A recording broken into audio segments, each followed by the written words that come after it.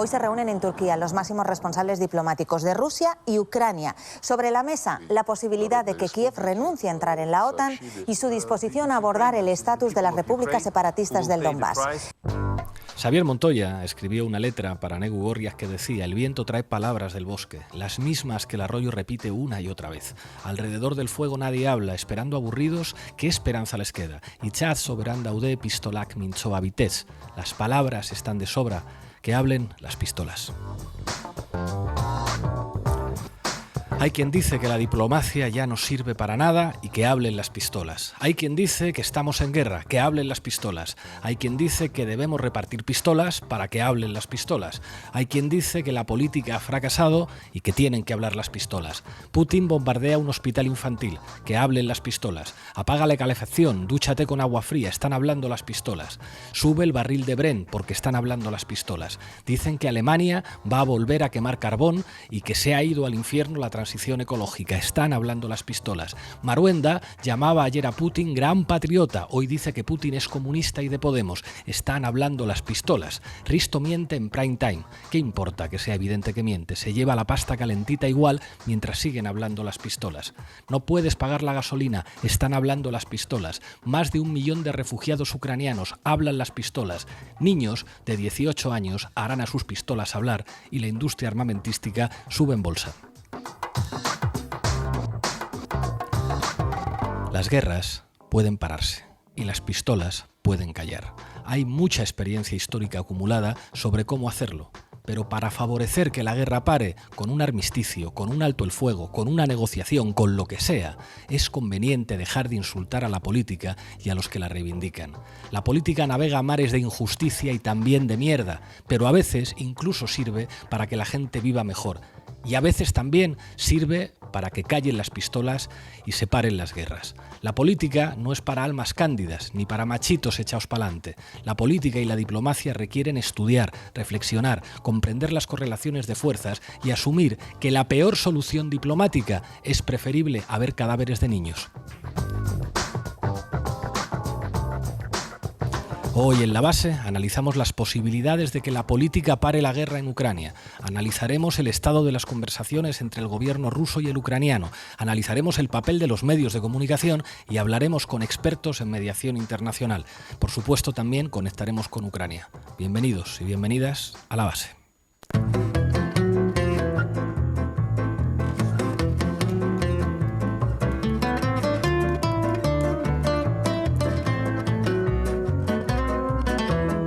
La Base, de lunes a jueves en Público. Hoy en La Base nos preguntamos si la diplomacia y la política pueden parar la guerra en Ucrania. Para ello contaremos con Sara Serrano al mando de la base de datos, con Manu Levín analizando lo que dicen los medios de comunicación.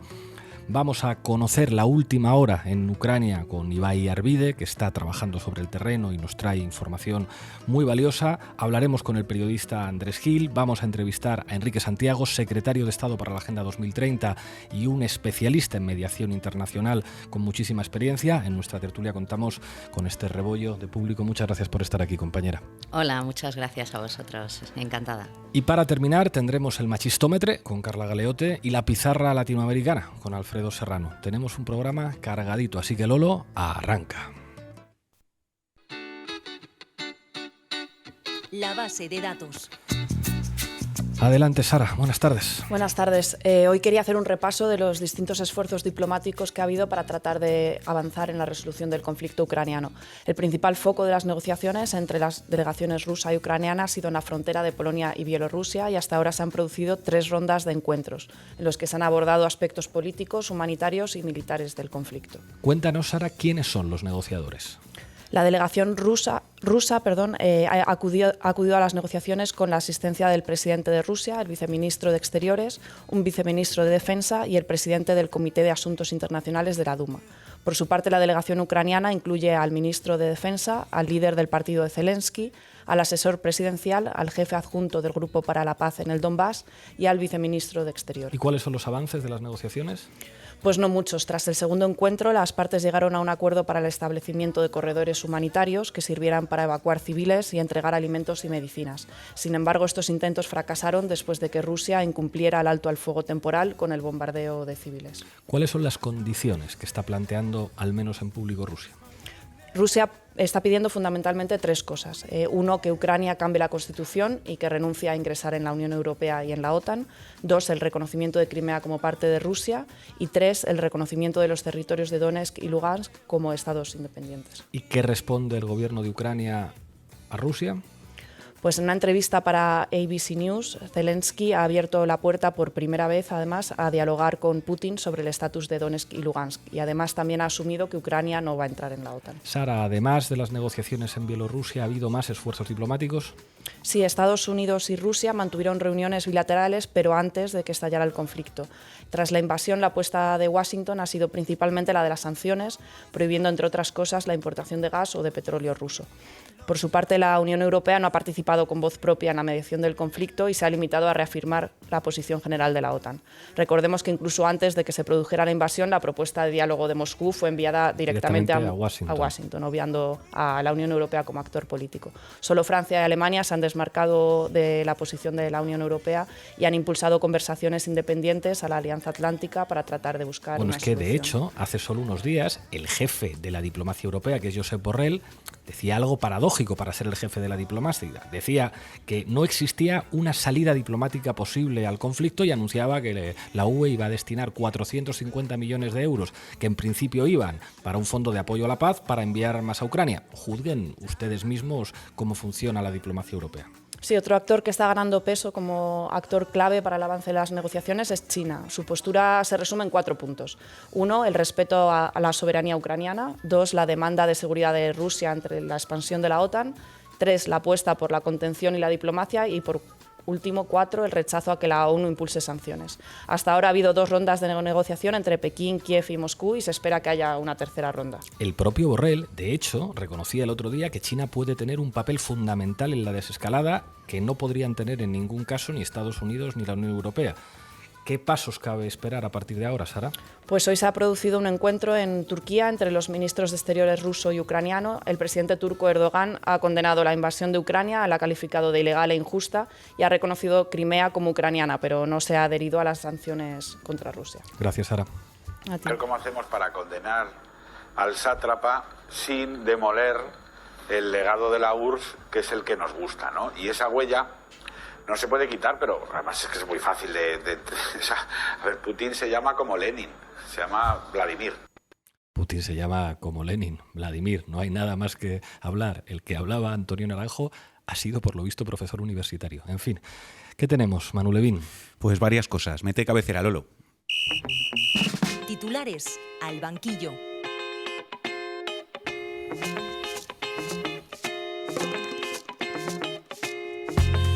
En los últimos días se ha gastado mucha tinta en los medios de comunicación con el fin de desacreditar la diplomacia como instrumento político capaz de poner fin a la guerra y para ridiculizar a quienes la defienden.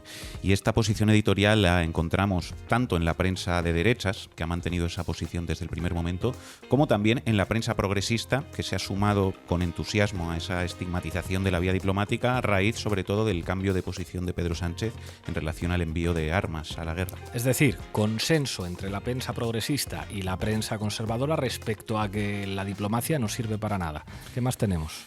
Vamos a ver algunos ejemplos precisamente de esta línea editorial. Vamos a empezar hoy por la prensa local, que no solemos analizar tan a menudo. Fijaos, Mar González en Mallorca Diario. Diplomacia de precisión y estupidez de trazo grueso. Para mí que esto de la diplomacia de precisión se parece demasiado a la estupidez de trazo grueso de toda la vida. Pero no se engañen, Montero y Belarra no son tontas, son simplemente personas malintencionadas, inmunes a las imágenes desgarradoras que podemos ver a diario y dispuestas a cualquier cosa con tal de amparar a los dirigentes descerebrados que aún defienden las putrefactas excrecencias del comunismo. En fin, reivindicar la diplomacia es un discurso político en un discurso político es estupidez de trazo grueso, es malintencionado, y quienes defienden esta vía lo hacen nada menos que porque son inmunes a las imágenes desgarradoras de la guerra. Y el colofón de la argumentación, cómo no, es el significante comunismo vinculado a Putin. Es que es tremendo decir que quien defiende la diplomacia es que no le afectan las imágenes de niños muertos, las imágenes de refugiados. Yo creo que a lo mejor en todo caso los que son inmunes a las imágenes desgarradoras de la guerra son los que plantean que aquí no hay margen para la diplomacia y que el único espacio válido es el campo de batalla y la escalada del conflicto. Efectivamente, yo creo que estupidez de trazo grueso es la consideración intelectual que este texto presupone a sus lectores cuando vincula a Putin con el comunismo. En fin, vamos con otro ejemplo. Iker Merodio en Noticias de Guipúzcoa dice: ¿qué diplomacia podemos usar contra esta carnicería? ¿Cuánto tiempo podemos perder en llamadas de teléfono mientras el ejército ruso dispara contra la población civil? ¿De verdad es sostenible un buenismo expuesto en clave local con ojo puesto en las elecciones generales? Pues ya sabéis, compañeros, la diplomacia no cabe en este conflicto, es buenismo. Y consiste básicamente la diplomacia en perder el tiempo con llamaditas de teléfono. Perder el tiempo. Un ejemplo más, en la web de La Sexta. La cadena progresista de A3 Media publicó hace 3 días una pieza que lleva como título la siguiente pregunta: ¿hay lugar para la diplomacia entre Rusia y Ucrania? Esto es lo que opinan los expertos. A ver si lo adivino. La Sexta plantea esta pregunta retórica para después contestar que no hay ningún lugar para la diplomacia, ¿verdad? Ya. Correcto, aunque tampoco era difícil adivinarlo, también te digo.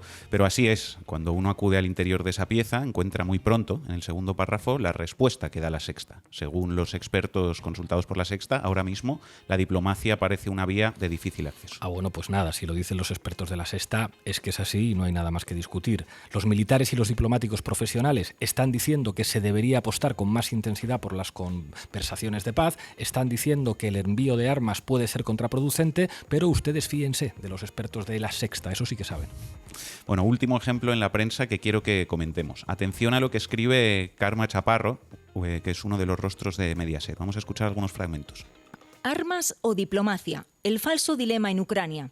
No vivimos en el mundo piruleta, señores. Si a mí también me gustaría vivir en el mundo piruleta, ese lugar mágico en el que con sonrisas, apretones de manos y charlas alrededor de una mesa, aunque sea de 20 metros de longitud, las cosas pueden arreglarse. Colocarse en la disyuntiva de armas frente a diplomacia, defenderse versus poner la otra mejilla, es absurdo. Hay personas con las que no se puede hablar. La historia nos ha demostrado que hay momentos críticos en los que la diplomacia no funciona. Nos tocará contar cadáveres, muchos cadáveres. En fin, creo que se comenta solo. Diplomacia es vivir en el mundo de la piruleta y en un lugar mágico de sonrisas, y es, atención a esto, poner la otra mejilla, es decir, dejarse agredir. Yo no sé de dónde sale esa nueva definición de diplomacia.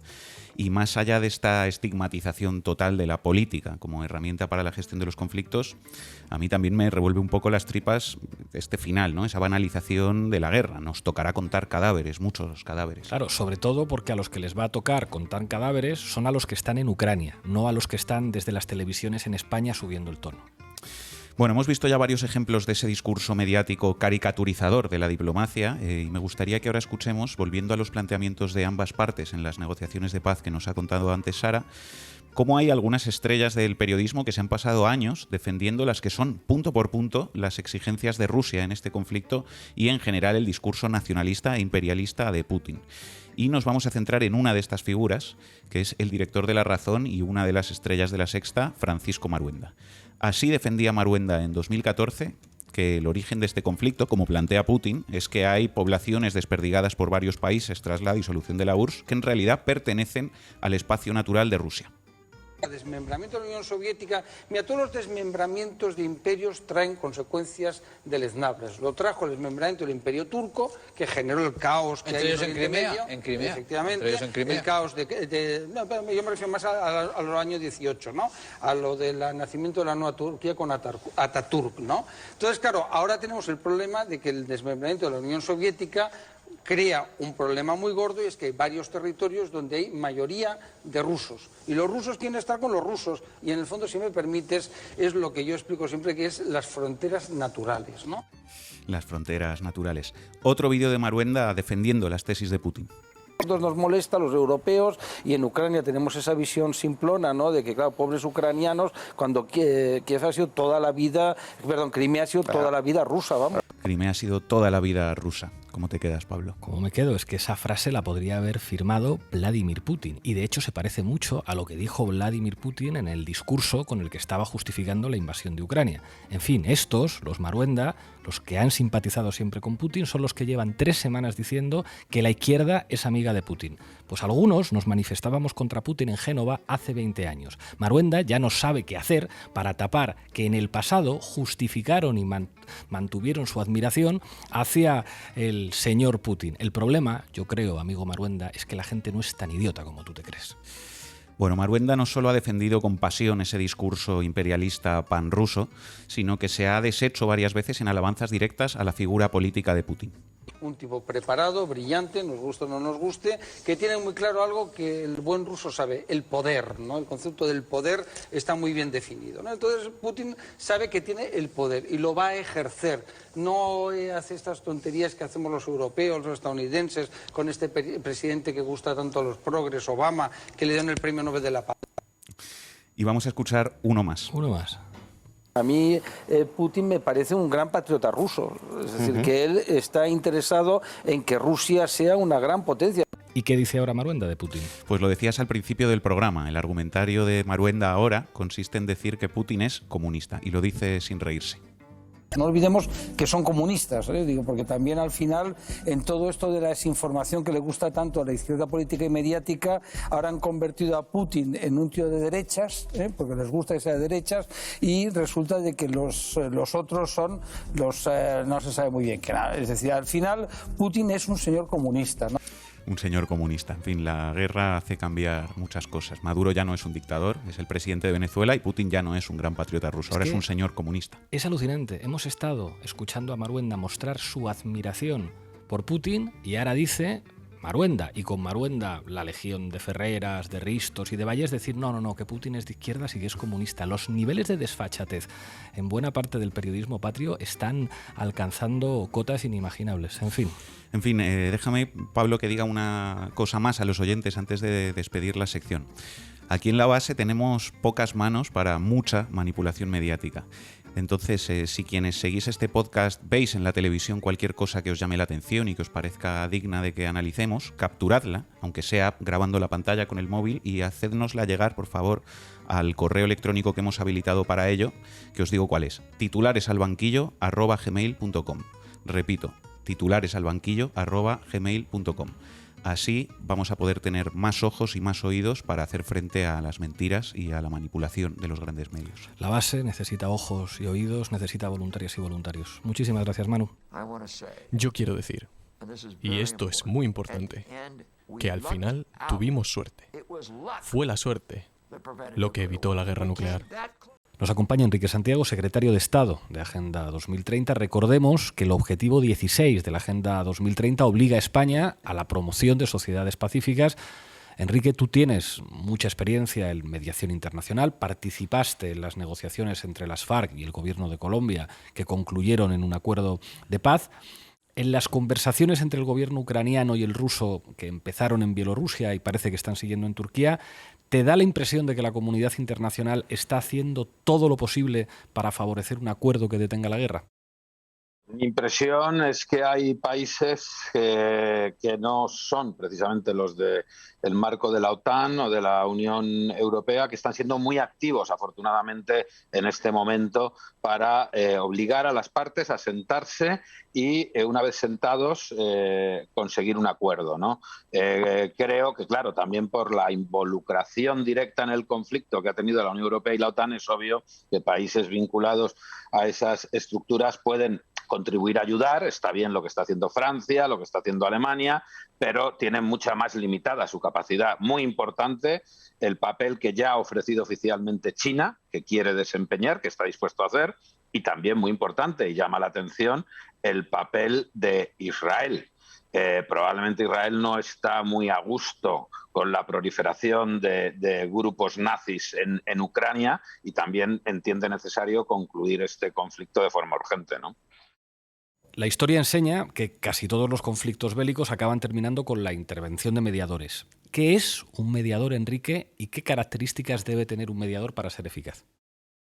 Hay mediaciones, hay facilitaciones, hay acompañamientos, o sea, son distintas figuras que se han utilizado en distintos conflictos para alcanzar acuerdos. Son personas, países, equipos, no tienen por qué ser personas, pueden ser países, que en primer lugar garantizan que las partes se sientan a dialogar.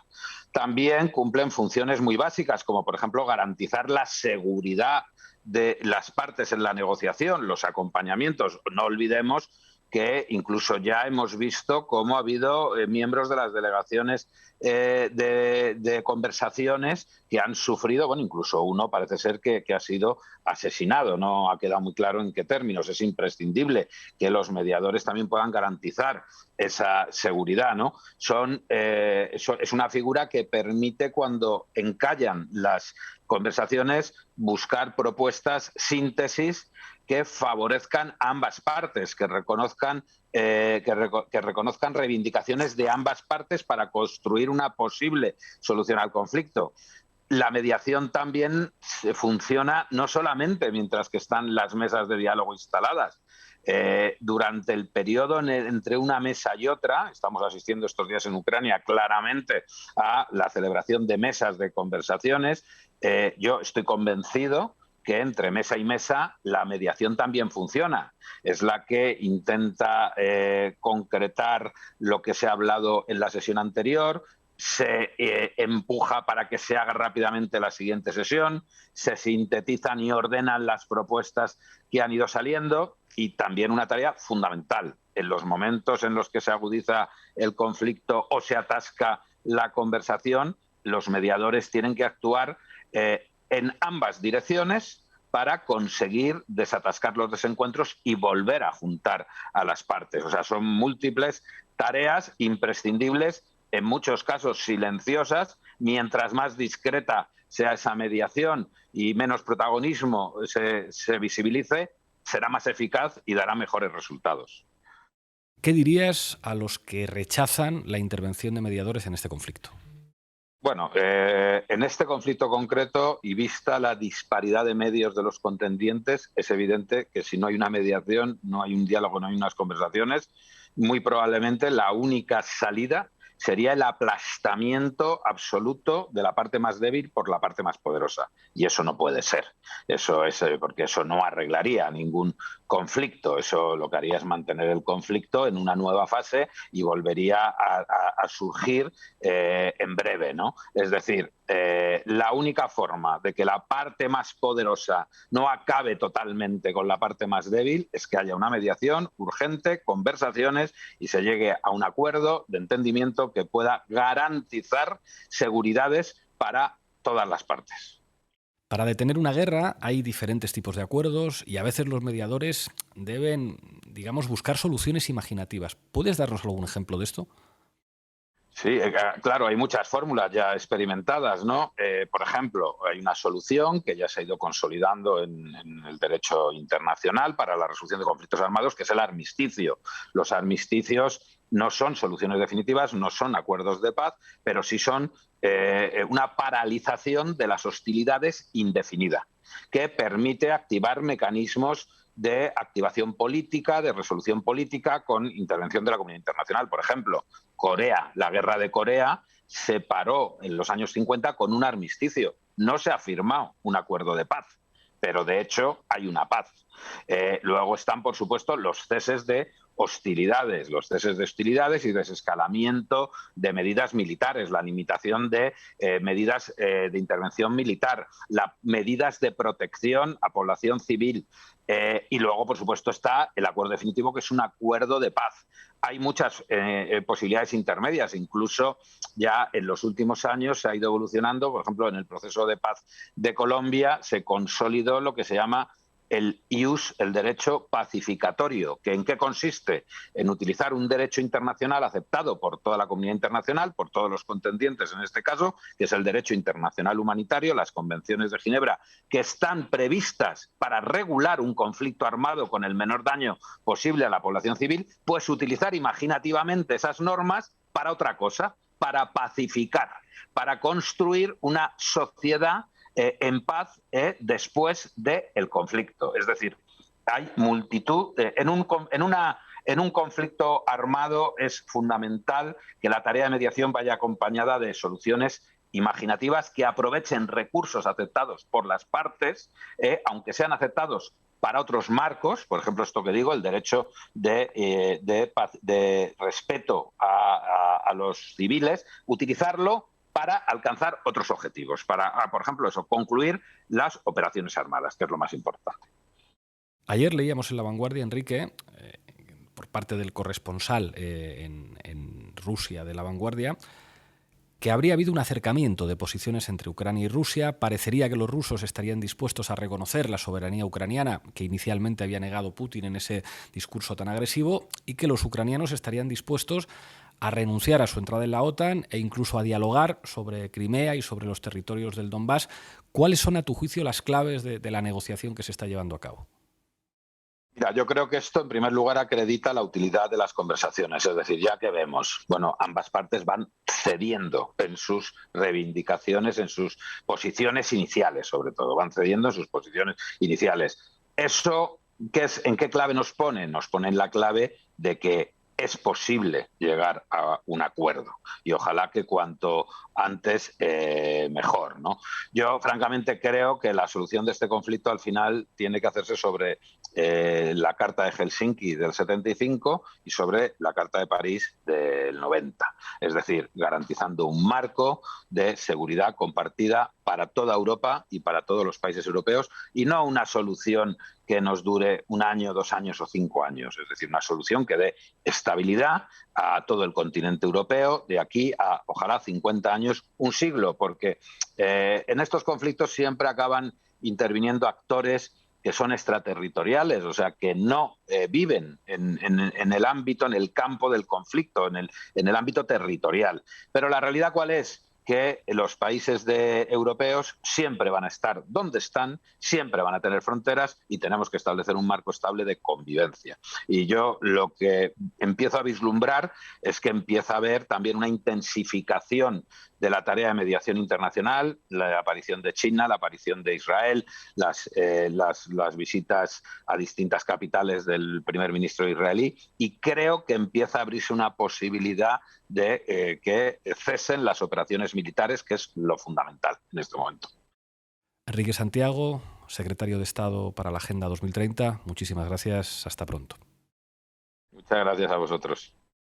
Ibai Arvide, estás en Ucrania. En la medida en la que me lo puedas decir, ¿dónde y cómo estás? Hola, saludos a toda la gente que nos ve y a ti, Pablo. Estamos en una típica ciudad del oeste, una ciudad pequeñita, donde a mis espaldas podéis ver un monumento con la bandera nacional ucraniana y un monumento rojo y negro que es el utilizado por el movimiento guerrillero de Stefan Bandera, una persona, una figura histórica muy controvertida, por decirlo de manera muy eufemística, porque aquí es considerado un héroe nacional, pero en realidad fue un colaboracionista de los nazis que cometió atrocidades contra la población judía y polaca.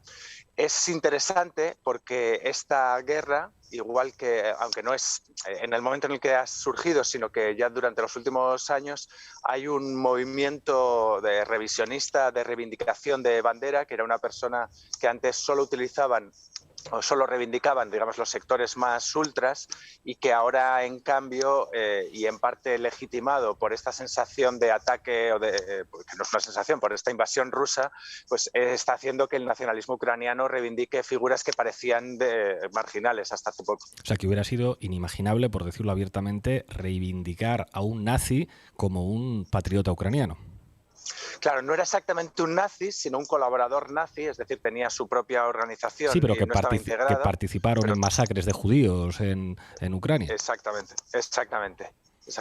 De hecho, una de las masacres de judíos es precisamente uno de los lugares que Rusia ha atacado, que el ejército ruso ha atacado en Kiev hace pocos días, el memorial del lugar donde masacraron a 100.000 judíos.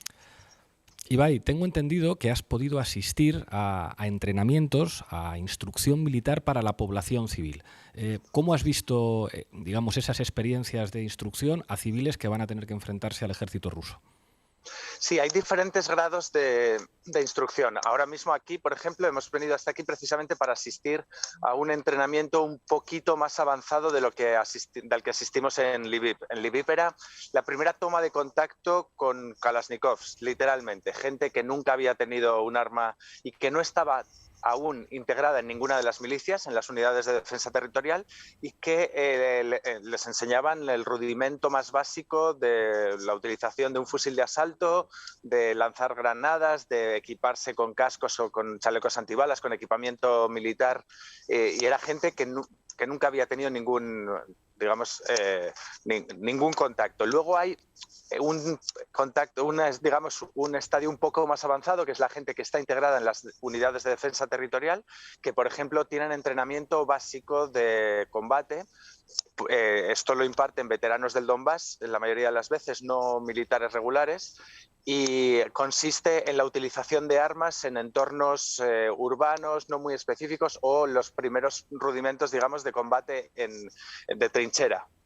Y después también hemos asistido, pero no nos han dejado grabar, a el entrenamiento de unidades de élite de las unidades de defensa territorial, es decir, milicianos que siguen siendo civiles, aunque están militarizados porque el ejército ucraniano los ha integrado de alguna manera, pero es gente que no tiene consideración militar y que estaba siendo entrenada para operaciones especiales, desde rodear un coche y sacar a la gente que hay en ella, cacheos, etcétera. Pero esto, como decía, no nos dejaron grabarlo porque se consideraba una operación secreta. Tengo entendido que has visto algún accidente en el manejo de explosivos en estos entrenamientos.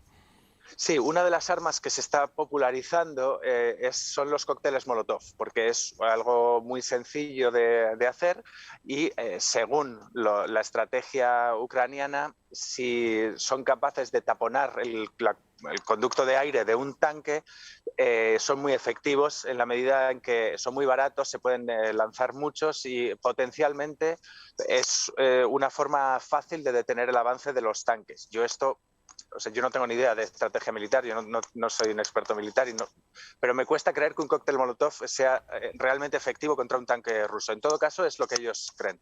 Y yo le pregunté a la persona que nos estaba enseñando ahí, que tenían un montón de Molotovs, si no los iban a utilizar en ese lugar y había que transportarlos, me parecía un poco peligroso para quien tuviera que transportarlos.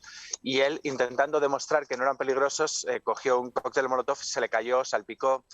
Y claro, estaba apagado, no pasó nada, pero si ese cóctel hubiera estado encendido, su ropa habría estado ardiendo únicamente con el gesto de intentar transportarlos. Y esto demuestra que, por mucho que la mayoría de la gente ucraniana sin duda tiene una motivación increíble en defensa de su país estos días, y esto, independientemente de las simpatías políticas que tengamos, es algo que no se puede negar, lo estamos viendo en todas partes, gente muy diferente, con además un espectro ideológico muy amplio. Te quería preguntar por eso, porque tengo entendido que has podido estar mucho tiempo con una milicia anarquista, el batallón antiautoritario, que tienen, digamos, dos frentes. Por una parte se enfrentan a los rusos, pero por otra también tienen un frente interno con los nazis, y creo que pronto vas a publicar alguna exclusiva en España sobre esto. ¿Nos puedes adelantar algo de tu experiencia con el batallón antiautoritario, con anarquistas ucranianos que se enfrentan simultáneamente al ejército ruso y a los nazis de su país?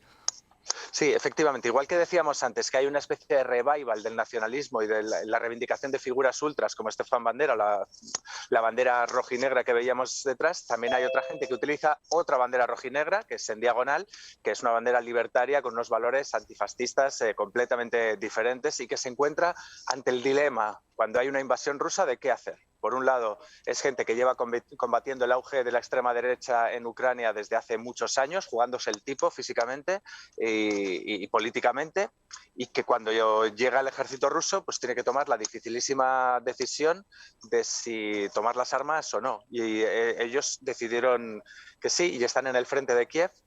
Nosotros estuvimos con la gente que hace las labores logísticas de retaguardia, es decir, con la gente que hace de enlace entre la solidaridad que se envía desde Polonia o que atraviesa la frontera de Polonia y que la hace llegar a Kiev.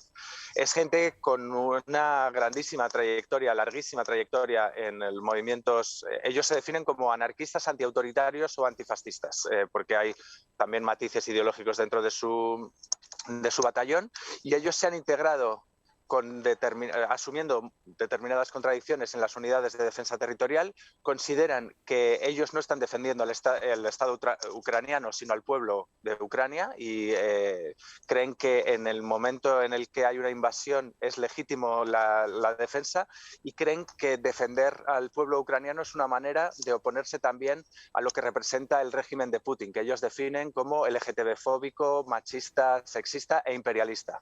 Y por lo tanto, sin olvidar que su otra batalla también está contra la gente que reivindica a Stefan Bandera o contra los batallones formados por neonazis, consideran que su deber en este momento es defender a su pueblo, y lo están haciendo también con las armas. Muchísimas gracias, Ibai. Cuídate mucho. Hasta pronto. Un abrazo. Espero que os guste el reportaje en El País. Seguro que sí. Bueno, estamos ya en modo tertulia. Contamos con la presencia de Andrés Gil, el enviado especial del diario.es en Bruselas, que sin embargo está en este momento en París. ¿Qué estás haciendo, qué estás cubriendo en París, Andrés?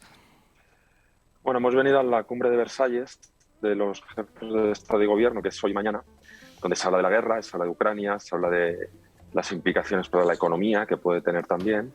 Pero ahora justo estoy en la sede del Républicain, que es el partido del PP francés, donde hay una cumbre previa a la cumbre, y a ver si conseguimos que Tusk, que es el presidente, nos diga qué le parece el pacto de Castilla y León con Vox. ¿Qué sensación tienes tú, viéndolo desde Bruselas y desde Europa, a propósito del papel de la Unión, digamos, como actor que eventualmente debería hacer valer su peso diplomático en el conflicto? Claro, se teoriza mucho acerca de la autonomía estratégica de la Unión Europea, pero es verdad lo que comentaba antes Sara, que desde el principio se planteó toda la crisis como una conversación entre Rusia y Estados Unidos. La Unión Europea permanentemente decía que no quería que fuera otro Yalta, un Yalta II, cuando después de la Segunda Guerra Mundial se separó en bloques Europa. Pero lo cierto es que no ha podido entrar como con entidad propia en el conflicto, ¿no? Y básicamente ha adoptado la actitud de alinearse con la OTAN. Es verdad que de los 30 países de la OTAN, muchísimos están en la Unión Europea, y al mismo tiempo con Estados Unidos, que venía a ser el que hacía de interlocutor por la parte europea occidental en las conversaciones con Rusia. ¿Qué se dice en Europa del papel de China? Porque antes comentábamos que hasta Borrell, al tiempo que renunciaba a practicar la diplomacia como máximo representante de la diplomacia europea, decía que sin embargo los chinos sí podían contribuir a la desescalada. ¿Se habla de China en Bruselas a propósito del conflicto? Sí, se habla mucho de China porque, claro, no deja de ser, aquí tampoco se le ve como alguien imparcial, lógicamente, a China. Es una potencia que ha estado alineada con Rusia, que en el Consejo de Seguridad se ha abstenido, que en la Asamblea de Naciones Unidas se ha abstenido, no ha votado a favor de las resoluciones, pero tampoco ha salido al rescate de Rusia. En todo caso, es un aliado importante ruso pero claro, es un aliado potente, es decir, es un hegemón también, ¿no? Y al final, si quieres sentar en la mesa a alguien como Rusia, necesitas de alguien también grande que le haga, apostar por la vía diplomática. Y en ese sentido se piensa mucho en Rusia, también el papel de Turquía, que ya ha sido anfitriona de la reunión de los ministros de Exteriores de Ucrania y de Rusia. Y al final son las piezas que se mueven, las que pueden hacer que, retomar la vía del diálogo de una forma seria. Última pregunta, Andrés, y te dejamos marchar, que sabemos que tienes mucho trabajo hoy. ¿Qué expectativas despierta el traslado de las negociaciones de Bielorrusia a Turquía? ¿Qué cabe esperar de la reunión de los ministros de Exteriores de Ucrania y de Rusia hoy? Bueno, de entrada la reunión no parece que haya progresado mucho. Lavrov sigue el ministro ruso sigue con su discurso, Ucrania también. Pero sí que es una esperanza porque es la primera reunión tripartita. Hasta ahora las reuniones que ha habido en Bielorrusia han sido simplemente entre rusos y ucranianos. No había, digamos, alguien medio independiente que pudiera tomar acta, ¿no?, de los acuerdos o no acuerdos que se lleguen, porque al final, si dos partes se reúnen pero no hay una tercera que pueda constatar cuál ha sido el acuerdo, pues es difícil que pueda garantizarse, ¿no? Y sí que se tiene esperanza en el papel de Turquía, en el papel de China y en reuniones en las que no estén solo ellos dos. Andrés, muchísimas gracias. Hasta pronto. Gracias a vosotros. Un abrazo. Esther, quería preguntarte, porque tú tienes muchísima experiencia en la cobertura de conflictos internacionales, ¿cabe esperar, a pesar del ambiente, a pesar de la agresividad de la invasión rusa, de las imágenes espantosas que llegamos, que pueda haber avance en las negociaciones en los próximos días, en las próximas semanas? Tiene que haber, porque si no lo hay, nos vamos a la destrucción mutua. Esta es una guerra que ha cambiado el paradigma de la seguridad europea y de alguna manera de la seguridad mundial. Estamos en otro punto y si no tomamos conciencia de que hay que dialogar, y el diálogo significa ceder, como toda negociación. No ha habido un proceso de paz, unas conversaciones que hayan llevado a un estado de ruptura de un conflicto en el que las partes no cedan. Y tenemos una realidad. En este momento, quien está ganando la batalla es Rusia. Rusia tiene posibilidades de hacer sus reclamos y se tienen que escuchar. Es muy interesante lo que hemos estado escuchando hasta ahora, porque evidentemente para llevar a cabo ese diálogo y entender que hay que ceder, no pueden estar hablando Rusia y Ucrania solos. Pero yo creo que a mi juicio tampoco Estados Unidos. Estados Unidos tiene unos intereses específicos en Ucrania. Ahí hay que invitar y hay que intentar de todas las maneras posibles que otros países se involucren. De la parte europea, sin duda, Alemania y Francia tienen un papel fundamental. Y luego aparecen estos otros dos factores, o mejor dicho, estos otros dos actores, que son Turquía y China, que ahí puede estar la clave. Turquía podría ser, pero Turquía no lo sé. Mi impresión es que a Rusia le gusta tratar con gente más importante. Y Turquía se le puede quedar pequeña para tratar este asunto, pero sin lugar a dudas China. Y China sobre todo porque aparte de algunas de las cosas que ya hemos escuchado por parte de Miguel y de otros compañeros que han participado, de vosotros, también hay una cuestión decisiva. Todo aquel gas que Rusia no vaya a poder trasladar a Europa, la idea es colocárselo en los mercados de China. Y una transición para que Europa deje de ser dependiente del gas chino lleva años. O sea, esto no podemos decir mañana cortamos los oleoductos y nos quedamos sin gas. China tiene todo que decir, porque además esto ha dado lugar a un cambio del paradigma de la seguridad, como he dicho antes, pero también del orden mundial. Y esto nos vienen avisando muchos años. Esto no viene de antes de ayer. Podríamos decir que el siglo XXI comenzó con estas alertas. Ayer lo escribía Ruth Ferrero en un artículo en Público, una frase fantástica, dice: si no hubiéramos reído tanto las borracheras de Yeltsin, ¿no? Y se refería en ese momento a Clinton. Pues claro que sí, estamos en un momento en el que yo creo que a mi juicio hay que dialogar y hay que entender para ceder. Y la cesión, pues bueno, si queréis la hablamos luego. Manu. Efectivamente, yo creo que lo que tiene sentido preguntarse es qué es lo mejor que pueden aportar los responsables políticos desde España y desde otros países de Europa para promover una salida al conflicto. Yo creo que esa es la pregunta correcta. Y la respuesta, a mi juicio, tiene que ver con jugar el papel que le corresponde a la política. Y quiero tirar un poco del hilo que planteabas al principio, Pablo, porque yo creo que eso es clave. Porque en el fondo lo que se está poniendo en cuestión aquí es la función misma de la política. Es la función misma de la política, que no es sino una herramienta para gestionar los conflictos que dividen a las sociedades de una manera pacífica, ¿no? Es aquello que se suele decir de que la política es la continuación de la guerra por otros medios. Entonces, la tarea de la política es precisamente trabajar para que una guerra declarada se acabe lo antes posible y para reencauzar esos conflictos por vías alternativas a las bombas. Y ahí es donde tenemos que poner todos los esfuerzos, entendiendo además que esta guerra, tarde o temprano, se va a acabar con un acuerdo político, y lo más conveniente es trabajar para que ese acuerdo se produzca lo antes posible, ¿no? Entonces, recuperando la pregunta inicial, ¿lo mejor que puede aportar España y la Unión Europea para ayudar a Ucrania y parar la guerra son armas viejas?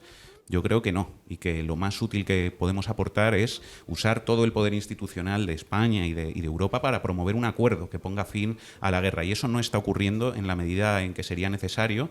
Lo ha contado Sara antes, que la Unión Europea no tiene un papel importante en esa mediación y en esas conversaciones, y de hecho difícilmente puede tenerlo mientras esté alineada con la OTAN, ¿no?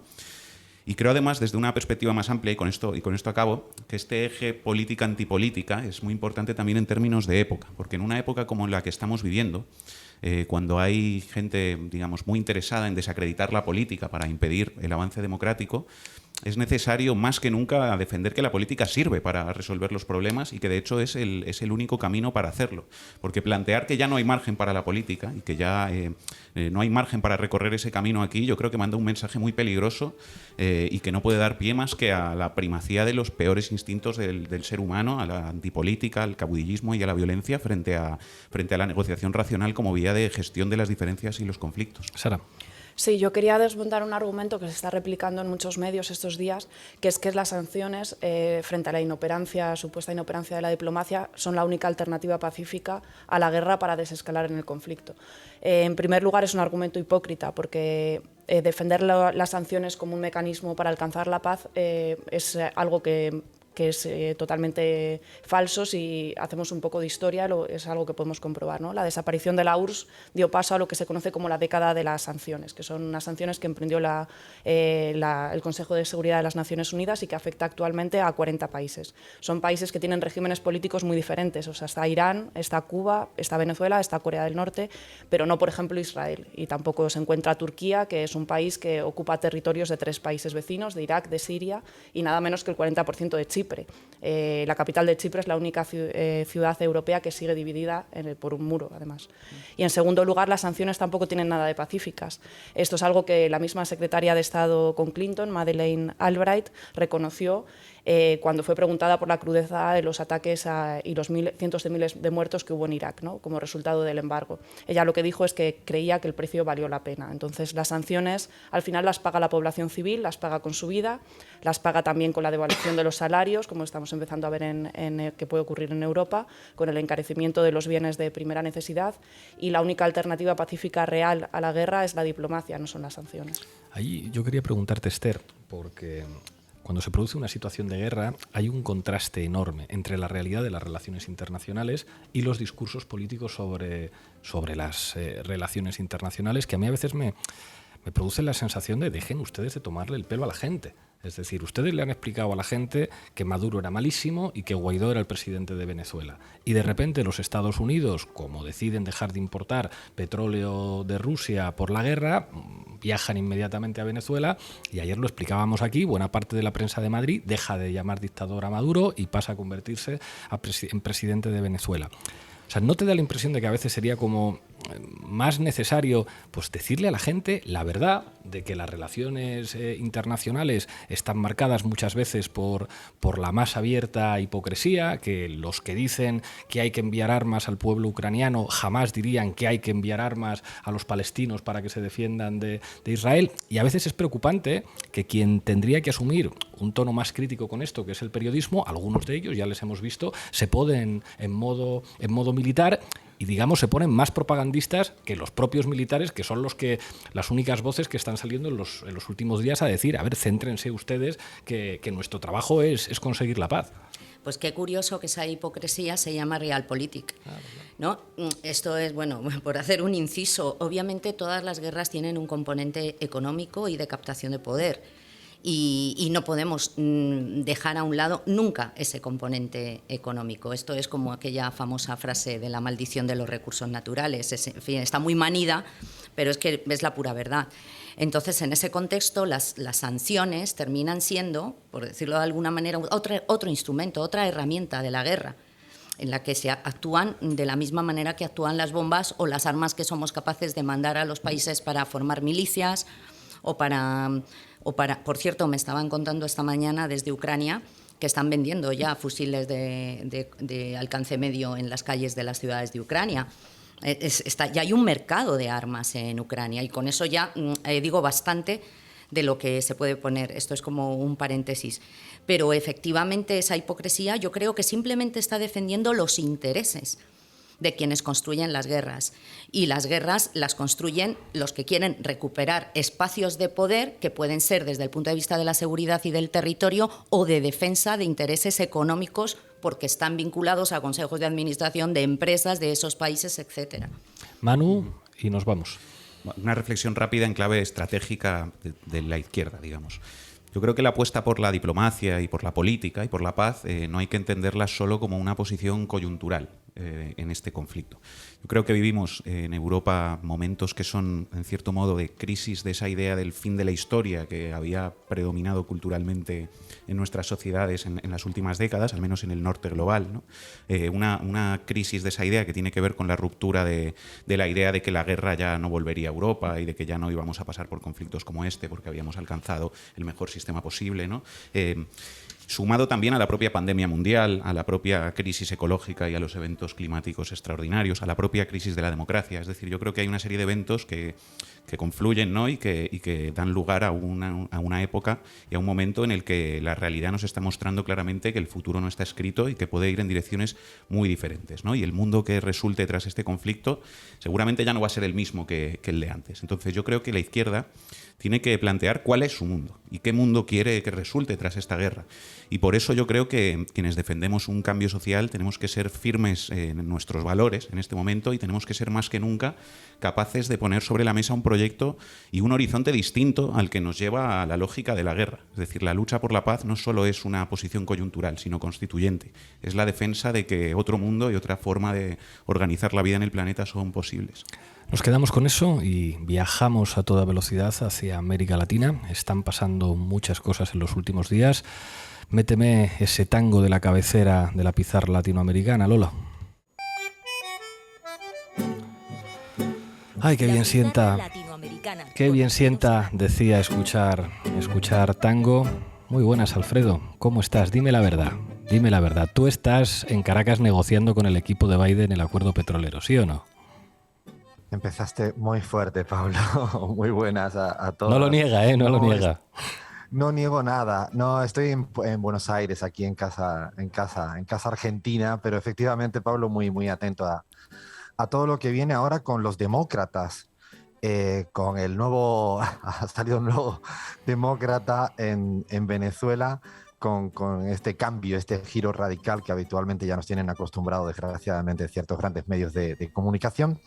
Y yo diría que lo primero es aclarar, ¿no? que esta relación que está existiendo entre el gobierno de Estados Unidos y el gobierno de Venezuela no es un hecho aislado. No ocurre únicamente porque estemos en guerra y porque Estados Unidos necesita mucho petróleo, que también, sino que yo diría que hay que tener en cuenta que, aunque no aparezcan en los grandes medios, desde hace varios meses ya, ambos gobiernos vienen dialogando. Esto es parte de un proceso seguramente invisibilizado, ninguneado por gran parte de la prensa en España y en el mundo, pero quizás por eso a algunos nos sorprende un poco menos, porque vienen desde hace tiempo dándose mucha negociación, mucho acuerdo.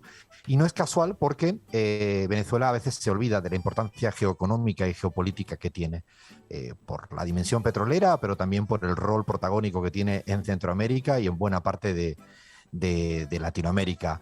Y además no hay que olvidar que la dependencia petrolera de una zona de la región de Estados Unidos en el sur, e incluso las refinerías siempre fueron adaptadas al tipo de crudo de Venezuela, yo creo que eso tiene mucho que ver, mucha explicación, y probablemente a muchos, insisto, no nos sorprenden lo que está pasando. Y lo decíais hace poquito, Pablo, ahí en la tertulia, es la hipocresía, ¿no? El maniqueísmo exagerado a la hora de entender absolutamente todo, ¿no? Ahora te quito sanciones, ahora te pongo sanciones, y le hace un flaco favor todo esto realmente a la salud de las relaciones internacionales. Y diría más, incluso al sentido común, porque ese planteamiento excesivamente binario no permite ningún análisis. Si los buenos son absolutamente buenos y los malos son absolutamente malos, los matices, las tonalidades grises necesarias para comprender la política internacional, pues se desvanecen. Pero bueno, que tenemos que hacer el repaso de diferentes países latinoamericanos.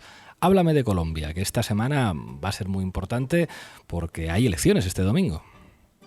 Sí, hay que explicar que hay dos tipos de elecciones este domingo. Una son las legislativas, se renuevan las cámaras de diputados y senadores, y la otra es una particularidad, que es una consulta no obligatoria para elegir el candidato presidencial, que serán a finales de mayo, de algunos bloques, porque no es obligatorio.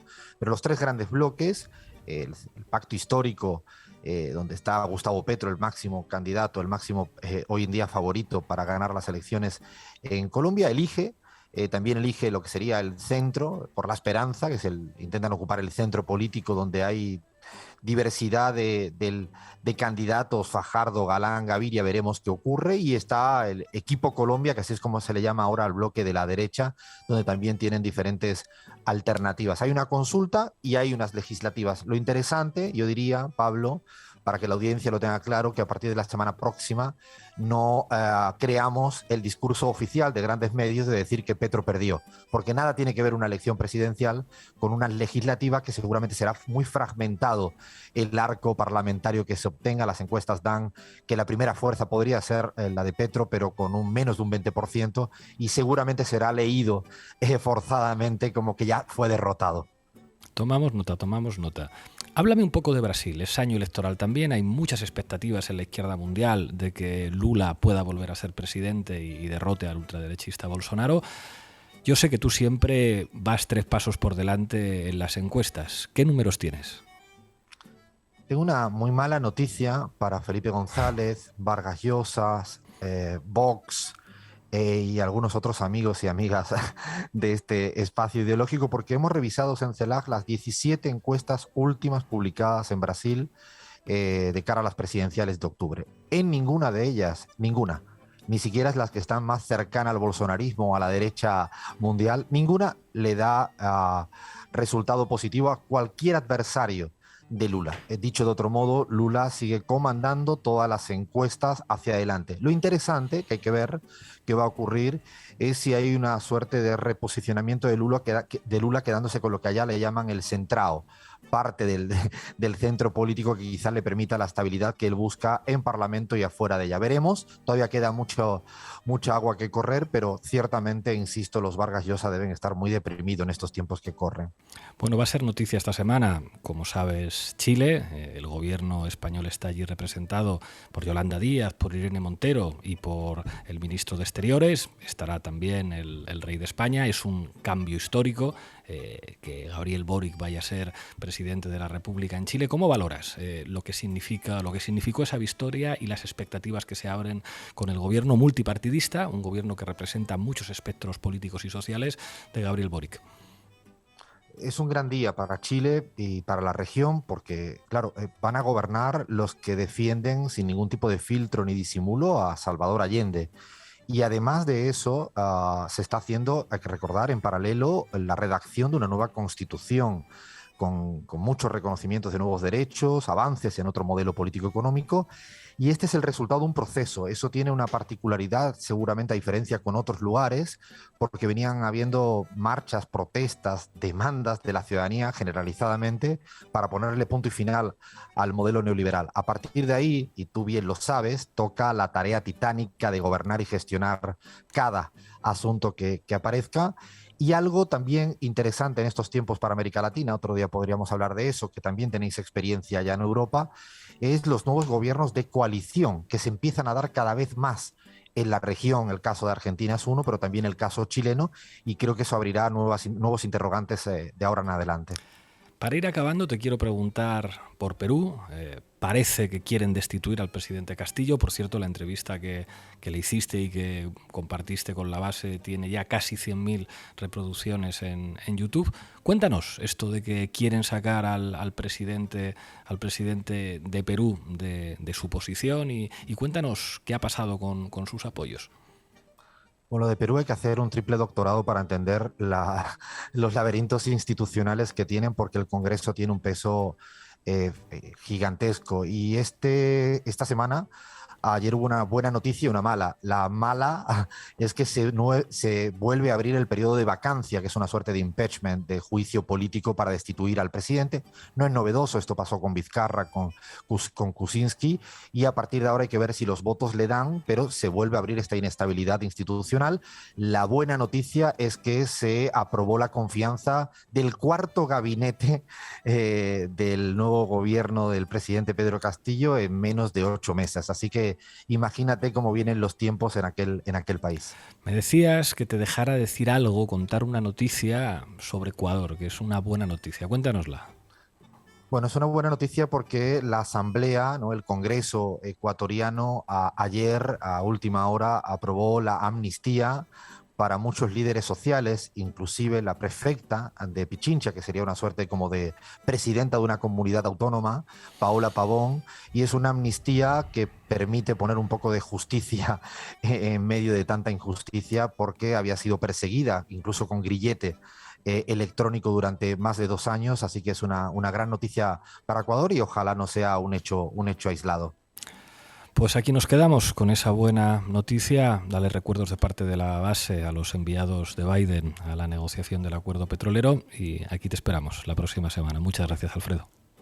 Gracias, un beso, Pablo, para todas y todos. Y llega el momento del análisis sobre el machismo, el machistómetre, con Carla Galeote. Mete cabecera, Lolo. Al machistòmetre, amb la Carla Galeote.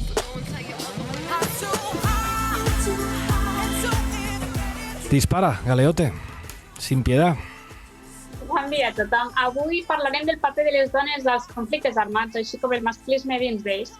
Ya sea como enfermeras, cuidadoras, madres, hijas, espías o combatientes activas, las mujeres han sido parte de los conflictos armados a lo largo de la historia. Normalmente viven la guerra como miembros de la población civil, aunque igual que hombres y niños pueden ser víctimas de torturas, asesinatos, amenazas, secuestras o ya, como mayor representación de lo que es la violencia machista, como víctimas de violencia sexual o trata. Es decir, podríamos decir que las mujeres en los conflictos armados, aparte de estar invisibilizadas, sufren igual que los hombres sin banalizar el dolor de estos. Efectivament, crec que en situacions en les que hi ha conflicte armat no es pot comparar ni veure qui sofreix més o menys, però el que està clar és que la dreta i l'extrema dreta no perd l'oportunitat per llençar les seves proclames antifeministes inclús quan hi ha una guerra. Hem vist com s'han descontextualitzat en tots els àmbits de les intervencions de la ministra de Igualtat, Irene Montero, en las que denunciaba ella misma cómo desilenciado estaba el dolor de las mujeres en estos conflictos armados, casualmente en el de Rusia y Ucrania, y cómo incluso en tiempos de guerra la desigualdad tiene aún más fuerza que en situaciones normales. Amnistía Internacional, el 8M, sacó un artículo donde decía literalmente las desigualdades de género se incrementan durante los conflictos, pues según las Naciones Unidas, las niñas tienen un 90% menos de probabilidad de tener acceso a la educación que los niños en zonas de conflicto. También estas son víctimas de matrimonios infantiles, de trabajo esclavo, de ser reclutados como niños soldados. En un intento de huir la guerra o de sus consecuencias, muchas mujeres se convierten en desplazadas o refugiadas a pesar de los peligros a los que esto las expone, como el tráfico de personas y la trata con fines de explotación sexual, una cosa que per se está muy invisibilizada. ¿Y qué me puedes decir de Rusia y de Ucrania, Carla? En noviembre de 2020, Amnistía Internacional ya publicó un extenso informe sobre la violencia de género y sexual que sufrían las mujeres desde 2014 en el este de Ucrania, tanto como por parte de las fuerzas militarizadas como por parte de sus parejas. L'informe aporta dades, si més no, força alarmants que anem a explicar. Las estadísticas oficiales de violencia contra la mujer, aunque están incompletas, muestran un claro aumento en los casos registrados en los últimos 3 años. En 2018 hubo un aumento, nada más y nada menos, del 76% de los casos de violencia de género notificados en la región de Donetsk y un aumento del 158% en la región de Luhansk. El informe también señala literalmente un porcentaje significativo de las mujeres identificadas como afectadas por el conflicto establecen la conexión directa del conflicto armado y de la violencia de género que han experimentado. Así, pues, una encuesta realizada por la Organización para la Seguridad y la Cooperación en Europa en 2019 mostró, ojo, que las mujeres cuya pareja estaba o había estado combatiendo en el conflicto tenían más riesgo de sufrir violencia psicológica, física, sexual a manos de estas parejas. Un 79% de mujeres con parejas combatientes fueron víctimas de violencia de género frente a un 58% de mujeres que no tenían sus parejas como combatientes actuales. Es decir, para que yo lo entienda, que incluso en contextos de guerra las mujeres son las más perjudicadas por un sistema patriarcal que potencia la militarización y los conflictos bélicos. Efectivament, i per això, cuando algunas feministas salimos a reivindicar el papel de la mujer en los conflictos bélicos, no es sinónimo a desprestigiar o a banalizar el dolor y las consecuencias que sufren los hombres en los campos de batalla, sino que precisamente lo que se reivindica es la abolición de los roles de género que también afectan negativamente a los hombres por esa imposición de que tienen que ir ellos a la guerra i potenciar les vies diplomàtiques i la no militarització per posar-se entre els valors de la diplomàcia, el pacifisme i la igualtat. Muchas gracias, Galeote. Hasta la semana próxima. La semana que viene. Bueno, ahora sí que sí, llegamos al final con una canción que nos gustaría no tener que poner, pero que seguramente expresa con innegable talento poético algunas de las claves de la crudeza de lo que estamos viviendo. Es una canción de los Negu Gorriak, Pistolaren Mintzoa. Hasta el lunes.